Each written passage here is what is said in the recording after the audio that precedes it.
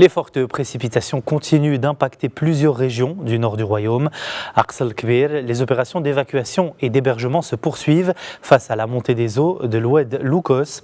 À Ouazen, des opérations de sauvetage se font par hélicoptère, tandis qu'à Sidi Qassem, les autorités ont opté pour des évacuations préventives face à la montée de l'oued Sbo.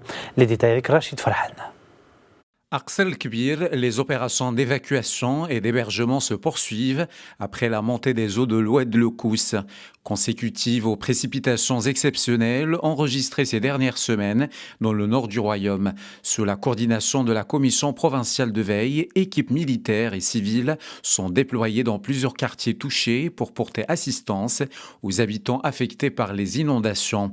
Avec l'arrêt temporaire des pluies et le reflux partiel des eaux, plusieurs familles ont profité de cette accalmie pour rejoindre des zones plus sûres, tandis que les autorités maintiennent une mobilisation continue.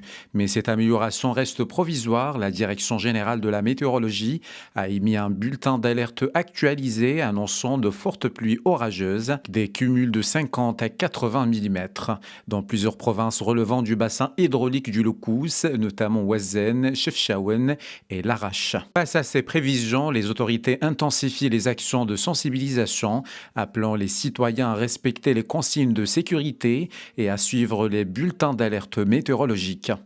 Dans ce contexte de vigilance, les crues ont également nécessité des interventions d'urgence dans la province de Ouazen.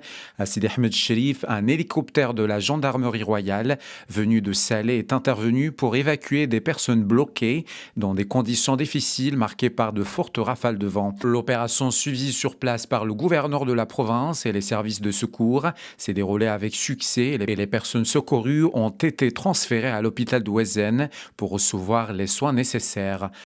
Plus au sud, dans le bassin hydraulique du Sbou, les autorités ont fait le choix de l'anticipation. Dans la province de Sidi Qassem, la montée progressive des eaux de l'oued Sbou a conduit les autorités à lancer des évacuations préventives dans plusieurs douars des communes de l'Houafat, Sidi el-Kamel et Rmilat.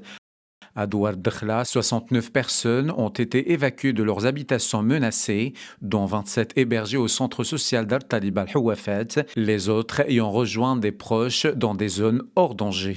Les centres d'accueil mis en place en coordination avec l'entraide nationale, disposant de l'hébergement, de la laiterie et de la nourriture nécessaires, assurant des conditions de prise en charge sûres.